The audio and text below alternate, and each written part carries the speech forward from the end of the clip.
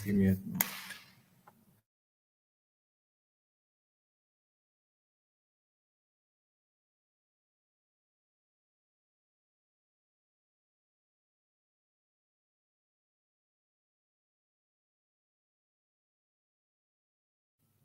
Yes, now it's unmuted. Hare Krishna, everyone. Welcome back to the Bhagavad Gita Study Circle. We are in chapter number 16, and we are discussing a very, very important topic because here Krishna is describing the divine and demoniac qualities, right? But before we begin the session, let's chant the pranam mantras. Kindly join your palms and chant along with me the pranam mantras. Let's dedicate this session to His Divine Grace A.C. Bhaktivedanta Swami Prabhupada, the founder Acharya of ISKCON and my beloved spiritual master. Namo Vishnupādāya Krishna Preshtaya Bhūtale Srimate Bhaktivedanta Swamin Niti Namine Namaste Saraswate Deve Gauravani Pracharine Nirvishesha Shunyavadi Paschat Deshatarine Jaya Shri Krishna Chaitanya Prabhu Nityananda Shri Advaita Gadadhara Srivasadi Gaura Bhakta Vrinda Hare Krishna Krishna Krishna Hare Hare Hare Rama Rama Rama Hare Hare Om Ajnanatimirandasya Jnananjanashalakaya Chakshurunmilitam Mena Tasmai Shri Guruve Namaha. Hare Krishna, everyone. Welcome back once again. So, in the previous session, we had discussed few very important divine qualities, and Krishna had explained few very nice, total some 24, 26 very nice divine qualities are explained in the first three verses of the Bhagavad Gita. So, what we can do is let us chant the three verses once again. So that will be nice. So Hina Mataji, verse number 1, Achyutanji, verse number 2, Vinodji, verse number 3. Okay, so Hina Mataji, unmute yourself. Let's chant the first verse. Shri Bhagavanu Vacha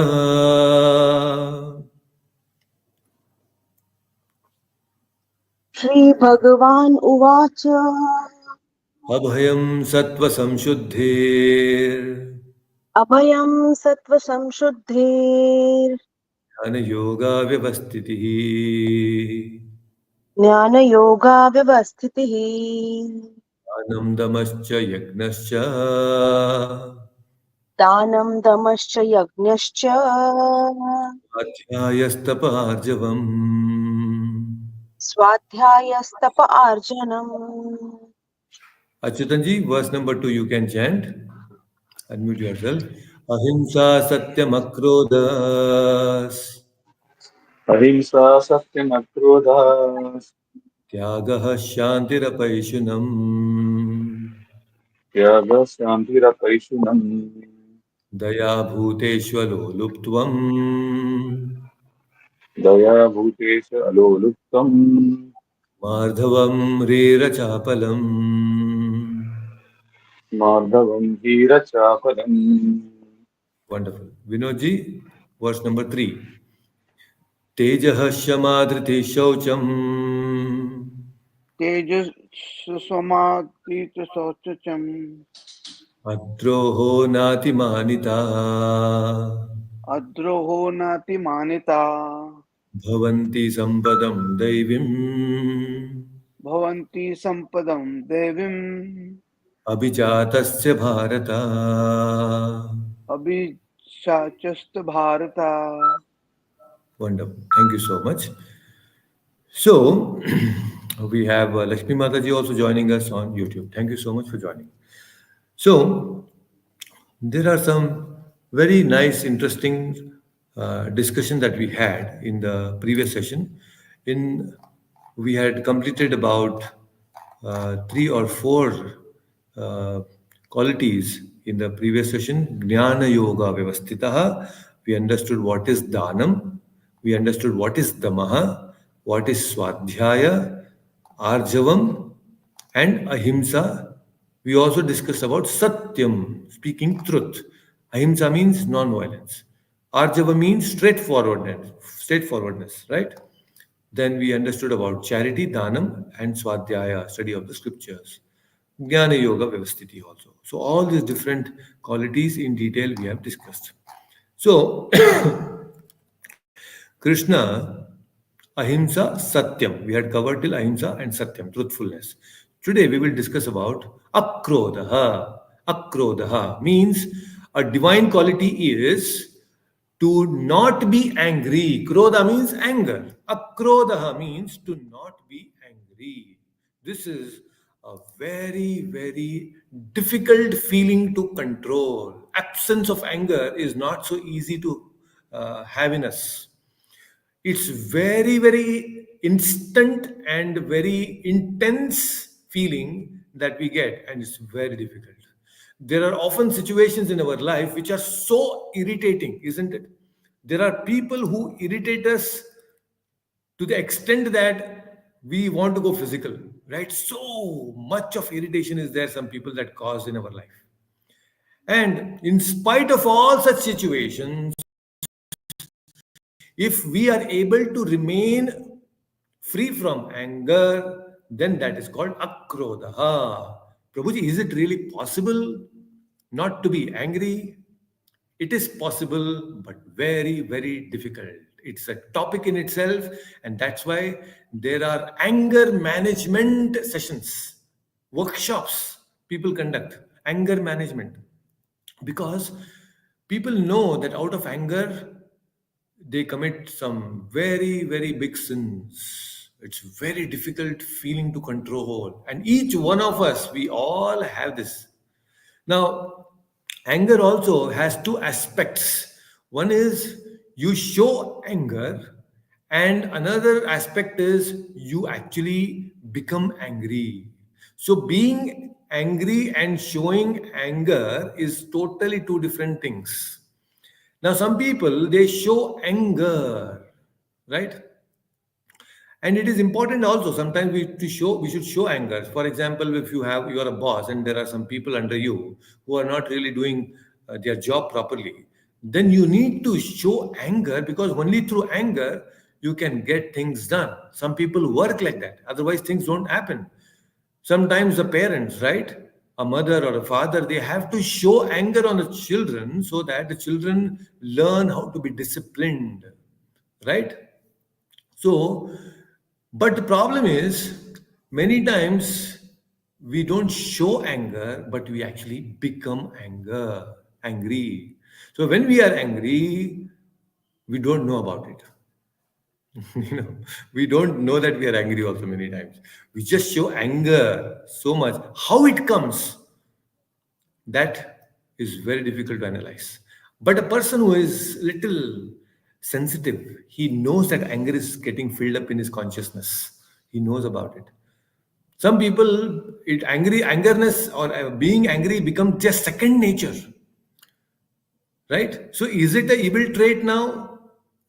And in spite of having, it is a evil trait. We should not have this kind of a characteristic of being angry. And people sometimes they become angry and they justify their anger also. I became angry because of you. I became angry because of this. I became angry because of that situation. So when they justify their anger, then it becomes even big evil.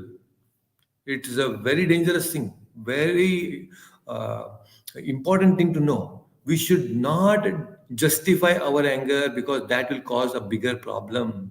Now, question is, Prabhu, what happens if we become angry? What is the problem? The Bhagavad Gita, we have understood this previously also, right? In the one of our previous uh, second chapter itself, we had discussed Krodhat bhavati sammoha, sammoha smriti vipramaha, smriti bhramshat buddhi nasho, buddhi nashat pranashyati. So what happens is when we actually become angry, krodat bhavati sammoha. So what happens to our judgment capacity? Judging capacity is clouded. So sammoha means we are clouded completely, and our consciousness gets clouded. Smriti vibhramaha. We become bewildered. Our memory becomes bewildered. Smriti bhramshat buddhi nasho. When our memory is bewildered, then our buddhi, our intelligence, loses the capacity to discriminate between right and wrong. And buddhi nashat pranashyati, and your intelligence is destroyed, then our life will be ruined. Right? This is something very important to know. People get stuck here. See how the sequence of things are happening? We need to be very, very careful. So, this anger, it actually paralyzes us, because when our intelligence gets completely destroyed, we become a two-legged animal, because discrimination is lost. An animal does not have any discrimination. So what we become? We become a two-legged animal. Kama esha, krodha esha, rajoguna samudbhavaha. So what happens when krodha comes? When anger is there, it ultimately ruins our life, disturbing our intelligence. Right? But what is the cause of this anger? The cause of anger, Krishna again explains this in the Bhagavad Gita, Kama esha, Krodha esha, Rajoguna Samudbhavaha. Right? We have understood this in one of our session earlier. Kama esha, Krodha esha. Where is this Kama and Krodha coming from? It is coming from Rajoguna Samudbhavaha. When our mind is in a Rajasic state, right, when it is very passionate, it is difficult to control anger. We will not be able to control anger when our mind is very rajasic in nature, tamasic in nature. And anger can make us do all abominable things. That is why anger is called a mahapapi. The most dangerous sinner is our own anger, and it drains out all our energy within. In fact, Shastras also say when you become angry, our body becomes impure, mind becomes impure. We are supposed to take bath. When you show anger, you are supposed to go and take bath. Then you become purified. Otherwise, you don't get purified. After showing angerness, better that we take bath. Otherwise, you completely get polluted. Our consciousness gets polluted. Even body gets polluted when you become angry. There are so many toxins that are released in our body when you become angry. Very important. And we don't understand the evil consequences of this angry and being angry, and that is why it leads to a lot of confusion in our life. But if you know that this is all coming, it is created because of intense desire. Rajoguna means what? Raga. It is coming from intense desire. Right? So, how to handle this anger now? Anger is always connected to that to which we are intensely attached. When we are intensely attached to something or someone, then wherever there is raga, raga means attachment, then there is a trigger, a potential trigger is there in that thing or in that someone. There is a potential trigger to make us angry. So why? Because when we are attached to something, that something can make us angry. When we are attached, we have raga to someone, that someone is having a potential trigger to make us angry. That we should know. So what is the cause of anger? Anger is coming from raga, attachment. So the best way to handle anger is to not be attached with anything or anyone. Very important. So difficult, no? Why is it difficult? Because to control anger is related to attachment, and we are attached to something or someone always. And as long as that attachment is there, anger will come somewhere, because that person will have the trigger to make us angry. That's very important. So, how do we handle it? We should handle it through mantra meditation. So, when we actually start developing the habit of mantra meditation, then we will have the ability to observe our own mind.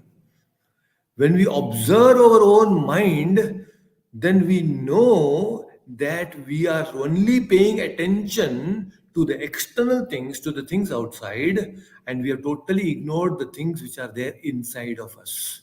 So when we start doing mantra meditation, what is happening is you start observing your mind inside. So when we start doing this, then what happens is you will automatically detect anger at a very early state. Right? When we start looking ourselves within, you will detect all these flaws inside us at a very early stage. Now, earlier the detection, early will be the correction. Very important. The early you detect this anger, you can correct it at a very budding state. You don't have to wait until it comes in the form of some ugly scene, right? At a very sprout level, you can destroy anger. That requires practice. You should be able to see within, observe what is happening with your mind. Artificially trying to go to some workshop and people will say, "You go there and laugh, ha ha ha," and then your anger will be gone. Count 1 to 100 and your anger will be gone. Go and drink some juice or something and your anger will be gone. These are all artificial ways of controlling or managing angers. These childish methods to control anger will not work. When anger has to be seized, it can be seized only through Divya Jnana. Otherwise, we will become helpless victims in the hands of anger. Very, very dangerous. And when anger has overpowered our intelligence, there is no way out. So that is why our intelligence plays a very important role in controlling anger. Bhagavad Gita understanding and Bhagavad Gita practice makes our intelligence strong. And that strong intelligence can help us look within our own mind and control anger at a very budding state. Very important. Right? So, one of the divine quality is akrodha. Right? But Krodha has to be shown sometimes. Spiritual master also shows Krodha to correct the disciple. Right? Hanuman, he went to Lanka. He showed so much of anger. He burnt the whole Lanka out of anger and came. That is a positive way of showing anger, using the anger in the right way, in the service of the Lord. So when you also show your anger in the service of the Lord, then it is accepted. Anger is accepted. It has a good way, a good part also. But most of the time, anger disturbs us from within. After burning Lanka, Hanuman was not disturbed. Oh, I burned Lanka, killed so many people. He was not disturbed. He only thought, oh, I did my service to the Lord. You know that internally you have no guilt feeling after showing anger. That is divine. That is a good way of spiritual anger, that is. Right? So we should also develop that kind of attitude towards anger. Very important. Then next is the next quality that is described is tyagaha. See, akrodha tyagaha. What is tyaga? Let us understand. Tyaga means renunciation. Many times people say that I have done lot of tyaga, Prabhuji, in my life. So much of sacrifice I have done for my family, for my friends. So much of renunciation, so much of sacrifice. What is that sacrifice? It means that actual sacrifice, tyaga means detachment from everything of this world. Tyaga. Because attachment is leading toward problems. Attachment to house, attachment to the world, attachment to family. So much of attachment is there that is leading to some sort of problem. And you see, you observe that anything that we are attached to, that becomes our weak point. So by renouncing something, you are actually giving up your weak points in life. So detachment actually is eliminating all the weak points in our life. Because whenever there is attachment, higher principles are compromised. Because there is some sort of addiction, there is some sort of helplessness, there is some sort of sorrow, there is delusion when there is attachment. Detachment will give us clarity of mind. You see, in fact, whole Arjuna's problem is what? Arjuna's problem is coming from attachment only. What is Krishna telling now? Get detached. His whole attachment to Bhishma Pitama, his attachment to Dronacharya, his attachment to all his family members, right? That attachment is causing delusion in Arjuna's mind. And we all have to go through this. So there is this unhealthy attachment that causes actually problem. Attachment in itself is not wrong, but unhealthy attachments that we develop, that is very wrong. Because this world is perishable. Everything in this world has to go one day. It will leave us sometime. And when these things leave, these perishable things leave us, then we are left heartbroken. We are getting into some sort of depression. And today, people talk about depression like as if it's a very fashionable thing. Everybody talk about depression. I'm so depressed. People talk that, oh, I'm going to a psychiatrist. These are all nonsensical things. So we should know that being depressed is not a very fashionable thing. In it is said in America that every third person goes and visits a psychiatrist there. They're so depressed. Just see. So we should understand that the cause is attachment alone. It is because of this attachment, people, even good people, are forced to do something wrong. Healthy detachment is very good actually. So, because healthy detachment makes us come closer to realities of this world. Accepting the realities will make us very peaceful. When we don't accept the realities of this world, that disturbs us.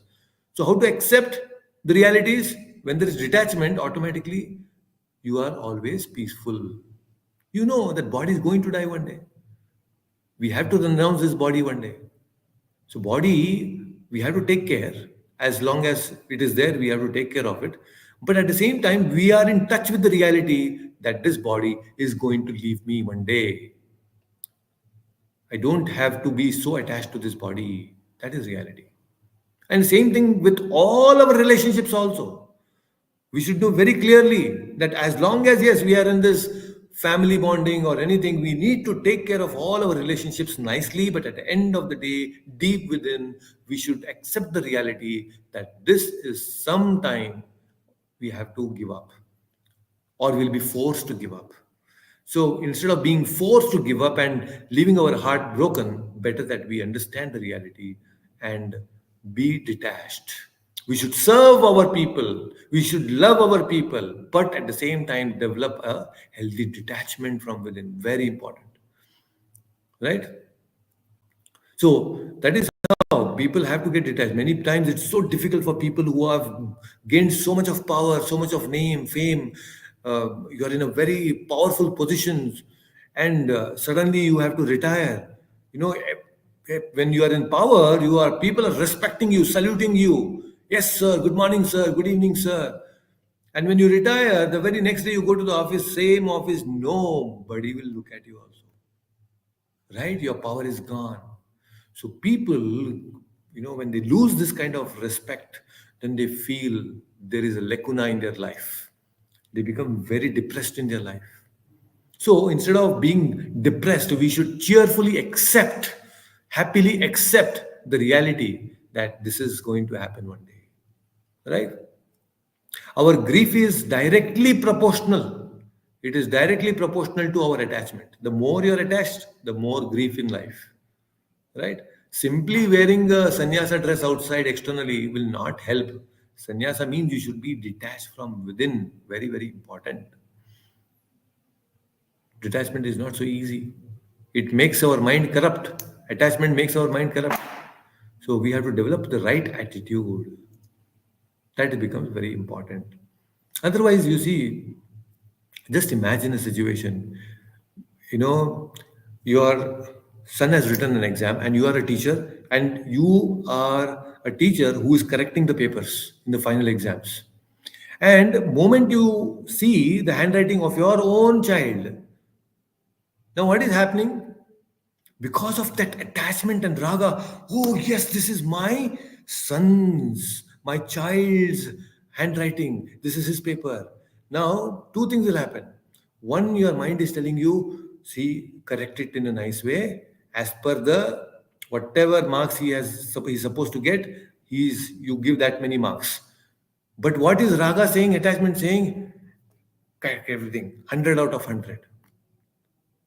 Even if it is just 70 out of 100, what attachment will tell? Give 100 of 100 because it is your son. See, now what is happening? Higher principle is compromised because of attachment.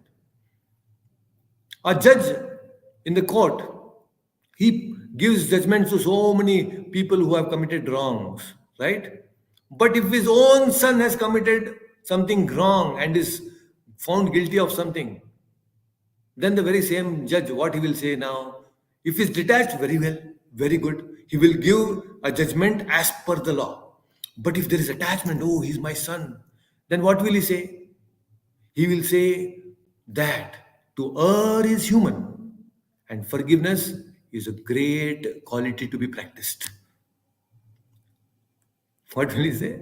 To err is human and forgiveness is a great quality to practice when it comes to his son. Will he say the same thing for others? No. Why is he saying like this now? Because attachment. You're getting the point how higher principles are getting compromised? You see how attachment can delude us from the right things. We should be very careful. So, attachment leads to wrong decisions and wrong actions. So, develop detachment. Tyaga. Let us see. What is next? Shantir. Shanti. What is Shanti? Being peaceful, right? Shanti means peace.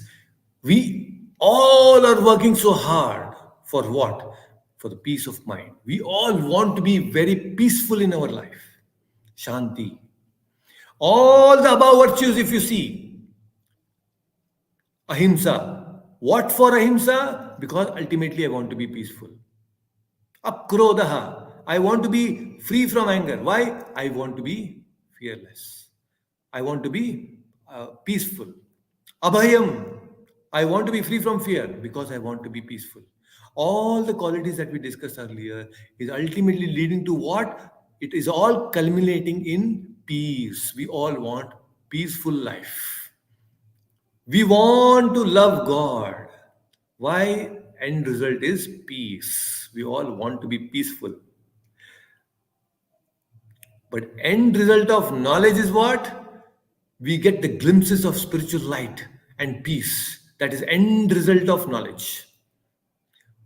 Right? And when our mind is free from all this kind of cravings of the sense pleasures, we become peaceful. Automatically. Otherwise, our eyes are asking something, our ears are asking something, our tongue is asking for something. We are so disturbed all the time. But when you control all these senses, the end result is you are peaceful. That is Dhamma. Right? Dhamma means what? Controlling the senses. It is giving you what? Peace. When our mind is controlled, which is free from ahimsa, it is giving you peace, non-violence. So, what is the goal of our life? Why are we working so hard in our life? Because ultimately we want a peaceful life. We all want to become peaceful in our life. What gives inspiration to all sadhakas, to all the devotees, to put efforts in the spiritual direction, spiritual life? Because ultimately they know that this spiritual practice is giving me shanti, it is giving me peace. And this great change that we bring in our life will help us to progress in spiritual life. Very important. There's a lot of clarity that comes up. Anything that we do it with clarity. We do it with devotion. We do it with a very peaceful mind. When our mind is totally contented, then we become peaceful. So no hankering for anything that you don't have. You are very peaceful with everything that you have. Enough. That itself will bring so much of peace. Don't ask for anything more. Don't hanker or run behind things which you don't have. Just enjoy the things that you already have. Your mind will be so peaceful actually. Now there is a tamasic shanti also. Tamasic shanti. I don't know how many of you are experiencing tamasic shanti now. Prabhuji let you keep speaking and I'm going to sleep. That is tamasic shanti. Nicely Prabhuji is singing Lori and I will go and sleep. So let me go and sleep now. So that is tamasic shanti. I don't know how many of you are experiencing that now. At least Sunday morning, it's difficult to come and attend this Bhagavad Gita class. Let me go into Tamasic Shanti, sleep nicely. And Prabhu is singing nicely, let us sleep nicely.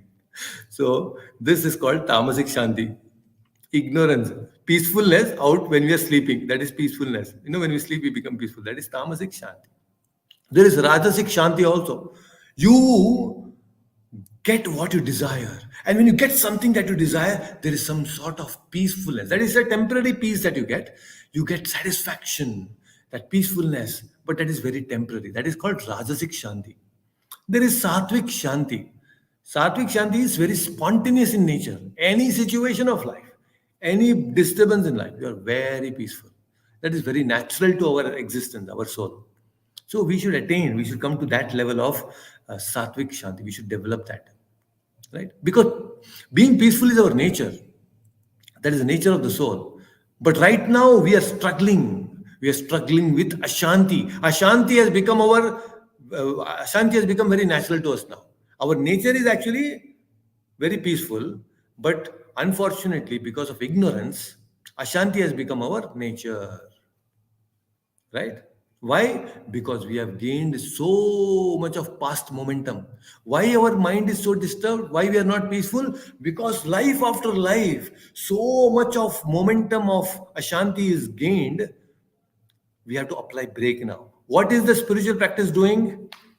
Spiritual practice is helping us to apply the brake. Just for example, when the train is moving very fast and when the station is about to come, it's not that when the station comes, you apply the brake and instantaneously the train will stop. No, you should start applying the brakes well ahead. Then slowly it will stop at the platform correctly, right?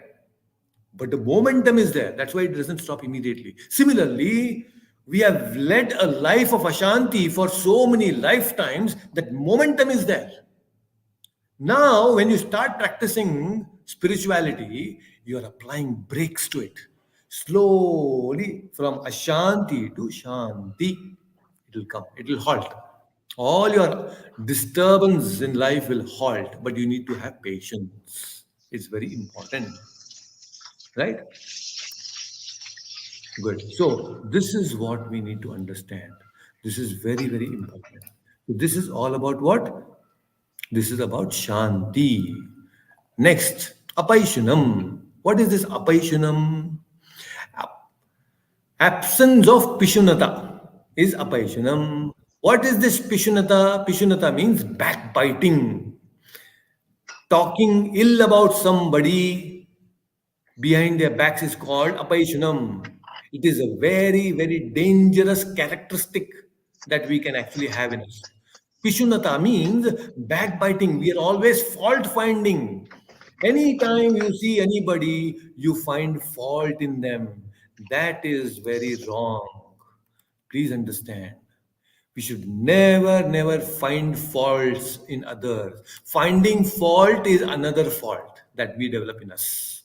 It destroys relationships, finding faults. Suppose there is person A, there is person B, both have amazing love between them. They have a lot of trust between them. There is a lot of care between them.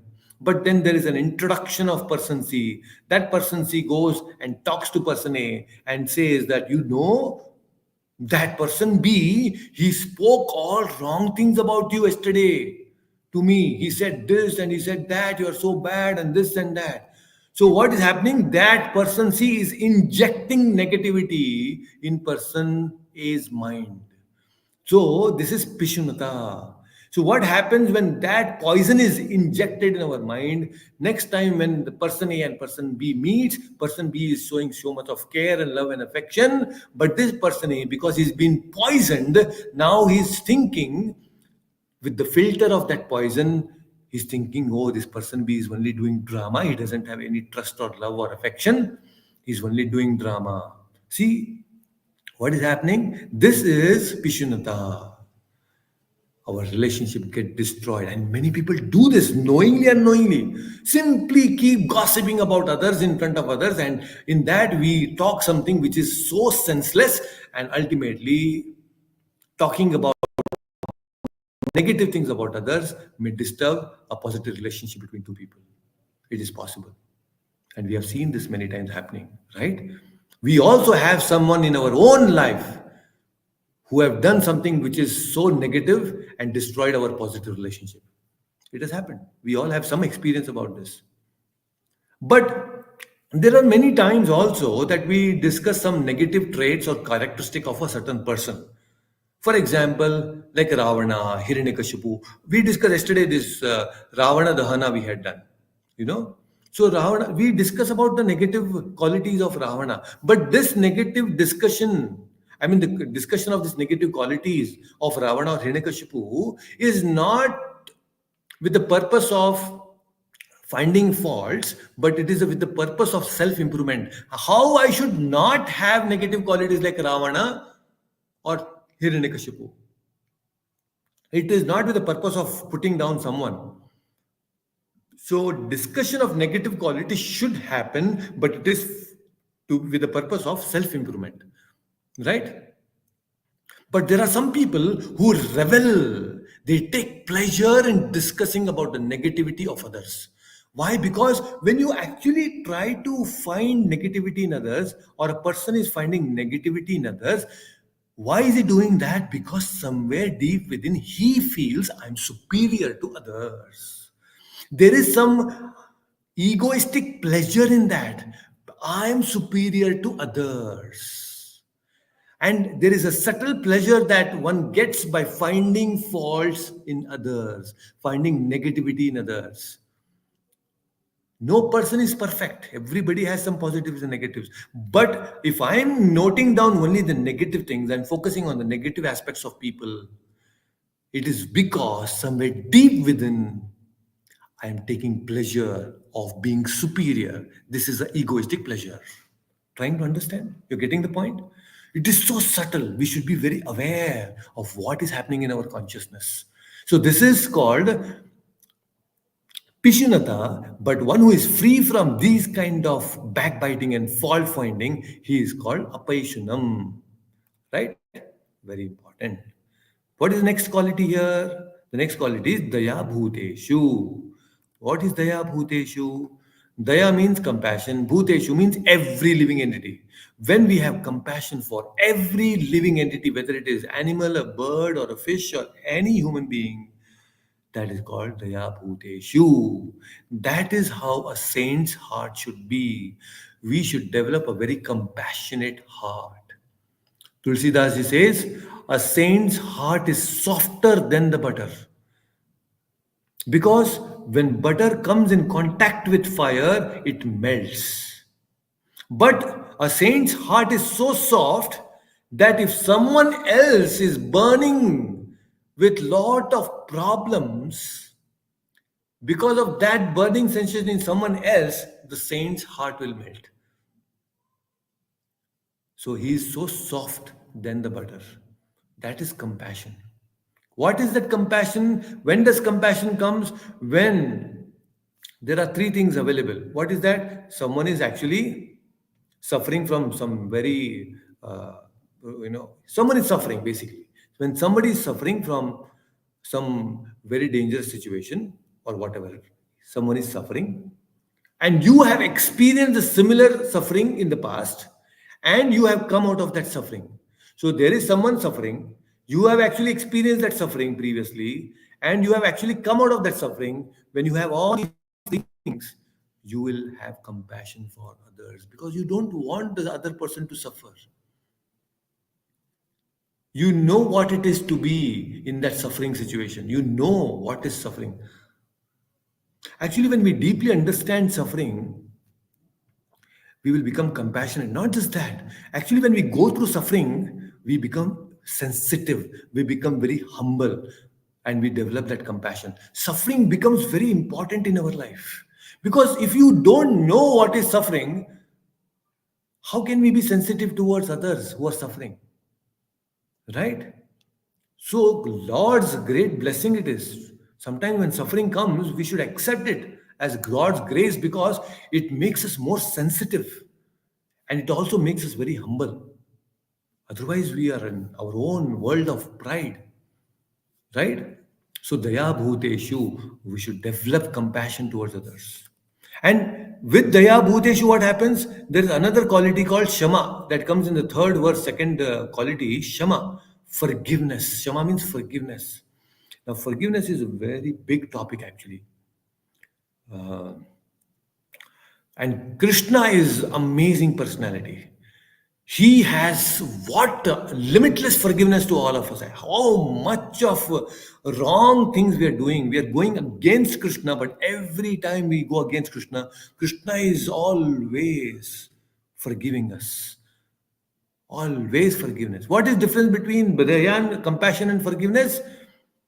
Somebody is suffering, you show compassion. But somebody is actually harming you in a very helpless condition, is actually harming us. Still, you show compassion. That is forgiveness. Very important. And Krishna is magnanimous when it comes to forgiveness. It's all because of sometimes we don't realize the reality of life. Again, coming back to that. Just imagine you are on you're catching the Bombay local train or a metro, and somebody pushes you and you fall down.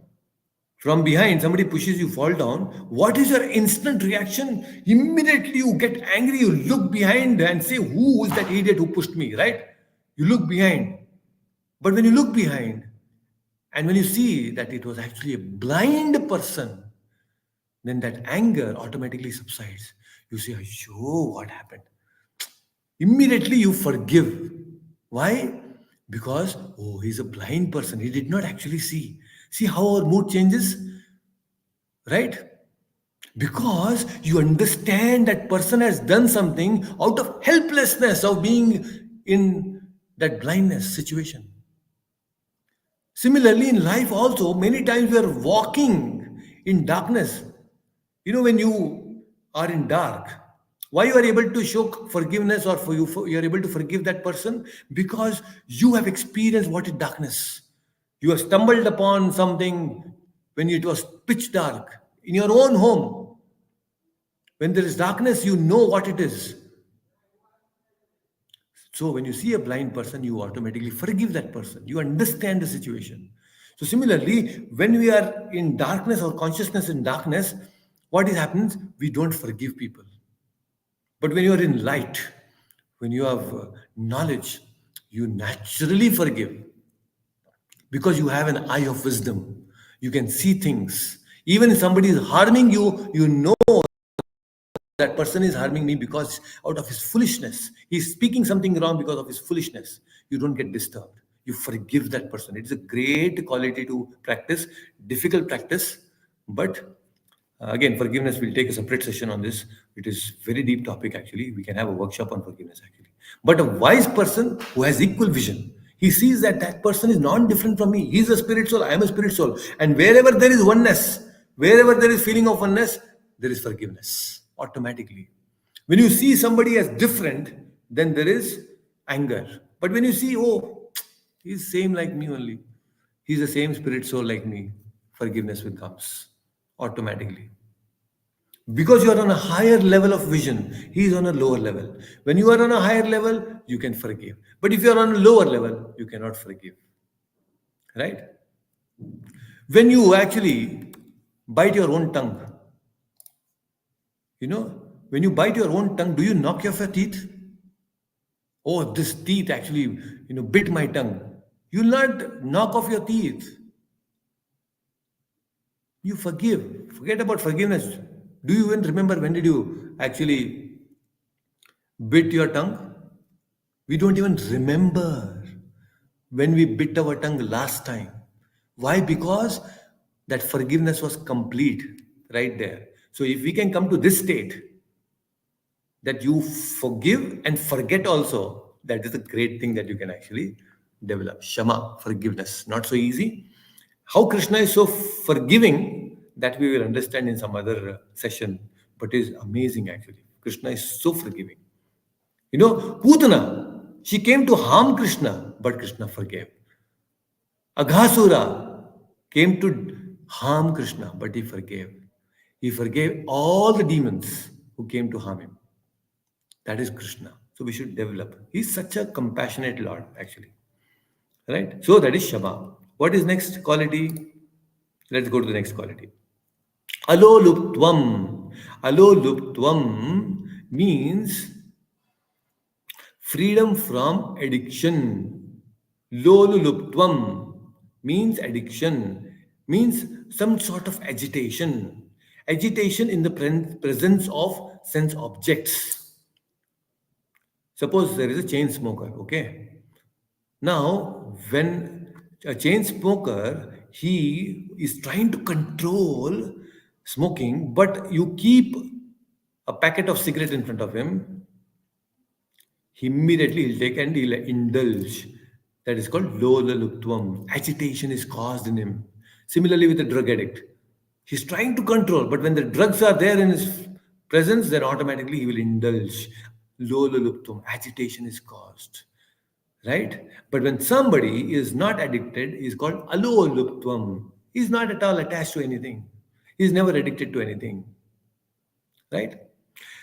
So, no addiction then means you are free. Freedom is attained by having no addiction. Addiction means you have lost your freedom.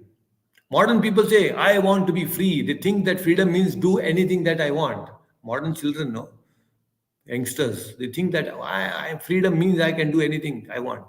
Arey fellow, if you try to do whatever you want to do, ultimately, slowly, you will lose your freedom to these addictions.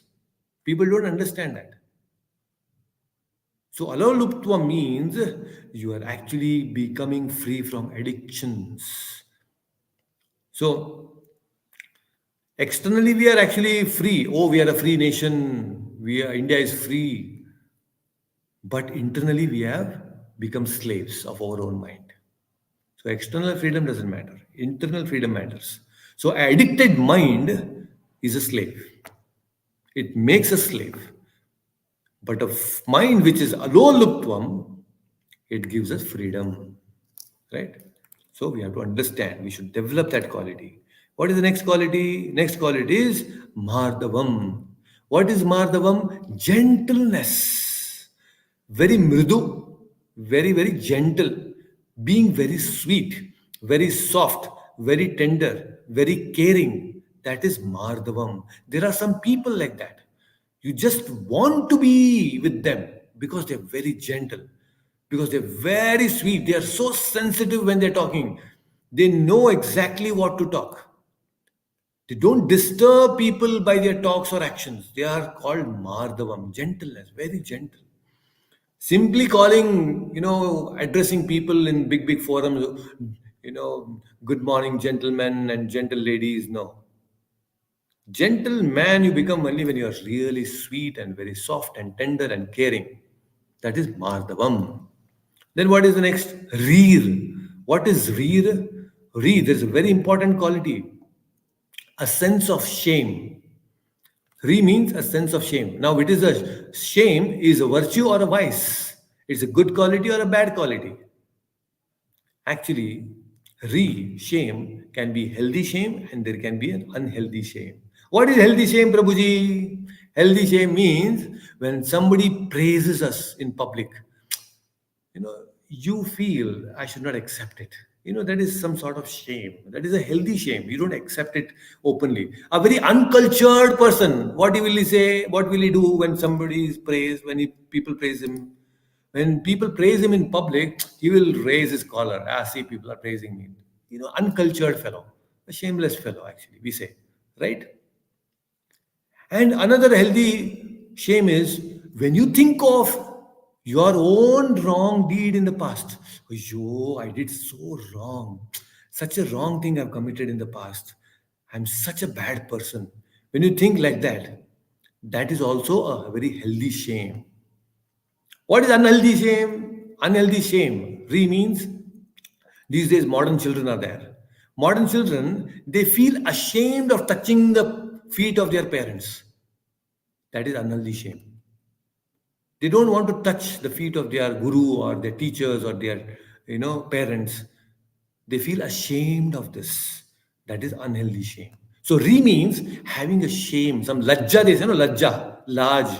So that is called re, sense of shame. And that large should be there. Today, people dress so ugly without any shame. That's an all unhealthy shame. There is no large, there is no lajja. People, whether it is man or a woman, when they lose their lajja, that is called unhealthy shame. Re means a person who has shame. Some sort of large should be there. That lajja should be there. Right? That is important. Then, next, Mardavam, Rir Achapalam. What is Achapalam? Very important quality again. Chapalam means restless. Achapalam means not being restless, being very peaceful. Chapalam means, now what to say? When people have purposeless lip movement, constantly agitated, they want to be in action. Their body movement is there. They take one pen, they keep pressing the pen, all the tick, tick, tick, tick, tick. They keep moving something. They keep talking something. They move their lips for unnecessary things without any reason. This is called chapalam, agitation. And when the body is so disturbed, very clearly you should know that that mind is also disturbed. When you see people, constantly they are agitated, doing body is constantly shaking their hands, shaking their legs. All this is called chapalam. I think people have invented this chewing gum for such people only. I think chewing gum, no purpose, simply keep chewing it, chewing it, chewing it, keep moving your lips. Disturbed.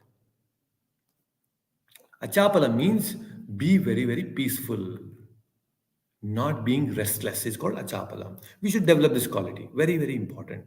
What is the next quality? Let us see what is the next quality. The next quality, Krishna is explaining in the next verse. What is saying here? Very important. Let us see. Yeah, verse number 3. It is called Tejaha. Teja means that spiritual aura, that glow.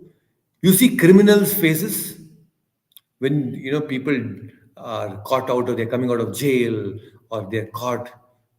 Their face is so negative because their mind is so negative. They look so dull. Their face looks so dull because the mind is covered with all ignorance. But you look at the saintly person, the devotees, they are so bright. They reflect so much of virtues that they have in their heart that comes out on their face automatically. That is visible on their face. They say, no, the face is the index of the mind. So when your mind is filled with all noble virtues, your mind actually radiates that glow, and that glow is seen through your face. That is called Tejaha. So spiritual people, they have a very brilliant aura. So we should develop that brilliant aura within us. Very important. How that comes? When we practice all these different virtues which Krishna is explaining, these good qualities, when we develop in our heart, then automatically you become very, very, very tejas. You become tejasvi.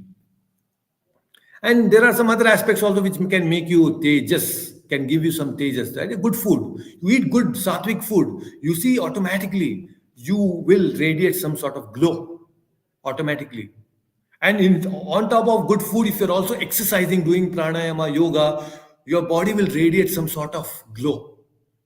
But above and everything, when you actually practice spirituality, you do mantra meditation, you're developing these good qualities in your heart, then automatically you will have a very special glow. You will not need any fair and lovely or fair and glow or whatever it is. No cosmetic is required for you to glow. You will glow automatically because of your own spiritual glow. That is nice, right? So we should have that spiritual glow, not depend on some cosmetics for your glow, right? Tejaha. Next is Dhritihi. Dhritihi means another very important quality. Dhriti. So, Dhriti means determination. Never say die attitude. You'll always very determined to do everything and anything. You are very powerful. You don't give up on things easily. And if you have this Dhriti, I want to achieve, I will not leave it, then success will come to you. We have to develop this attitude of dhritihi, that I will do it no matter what. Come may what, I will do. I will follow what Prabhupada has said. My Guru has told, what Krishna is telling in the Bhagavad Gita. I will follow it. That is dhriti. And if you follow everything nicely with that determination, success is yours. Everything will come to us. Whatever you desire will come to us, because that is the nature, that is the law of the world. It will come to us. You should not give up hopes. You should have hope and determination and keep moving forward in the life. That is called dhritihi. Very important. What is the next quality? Next quality is suchihi. Suchi means cleanliness. Each one of us, we have discussed this in a separate session earlier also, that how suchi is of two types. One is at the level of mind, one is at the physical level. You should keep your body clean, you should keep our mind also clean. Suchi, cleanliness is next to godliness, right? We always hear about this. So, purity of the mind, purity of the thoughts is internal cleanliness. Taking bath every day, trimming your nails properly, trimming your hair properly, washing your mouth, brushing the teeth, all these different things is called, comes under the aspect of suchihi. In fact, Dave had asked once, Prabhu, you have a please separate session on Suchi. It's still pending. I remember that. We will discuss about it. Right? Suchi means cleanliness. Very important. Internal cleanliness and purity of the mind. Both. Then what is the next quality? The next quality is adroho, adroha. What is adroha? Adroha means never interfere with others' work. Don't interfere in others' life. People have some unnecessary. Ahimsa is something that you don't commit violence. Adroha means you don't unnecessarily interfere in others' life. Mind your own business. This is what basically. Adroha means mind your own business. There is a saying, everyone needs an elbow's distance. They all need some space. Each one of us, we have our own space, and that space has to be respected. We should not interfere with somebody's space. It's very important. Each one of us, even in a family level, in a corporate level, wherever it is, each one of us should respect individual space. Never interfere with that space. Right? We are all here to purify ourselves. We have come to this world, we have come to ISKCON, we have come to a spiritual organization. Why? Because we want to get treated. It is a spiritual hospital. Right? In a hospital, a patient is supposed to just follow what the doctor says. Who is the doctor? The Guru. A patient is not supposed to go and keep talking to other patient. Oh, you have cancer. Acha, you have this liver problem. Acha, you have this lung problem. You are leaving your own room and you are found in some other's room in the hospital. It's not good. Why you are disturbing unnecessarily and interfering with others' life? You mind your own business. That is adroha. Just listen to the doctor and follow the prescription and get well and get rid of this hospital. You have not come to stay in the hospital. You have come to the hospital to get treated. Right? So this should be our mood all the time. That is adroha. Mind your own business. Very important. What is next quality? Next quality is natimanita. This is also very important. Natimanita. What is this natimanita? Natimanita means pridelessness. Never be proud of everything, because everything that we have got is actually given by God. Manita means you are proud of something. Natimanita means you are prideless. There is no reason to be actually proud. What is so great in us that we have to be proud? Whatever we have got is only acquired by Krishna only. Right? So we have nothing to be proud of.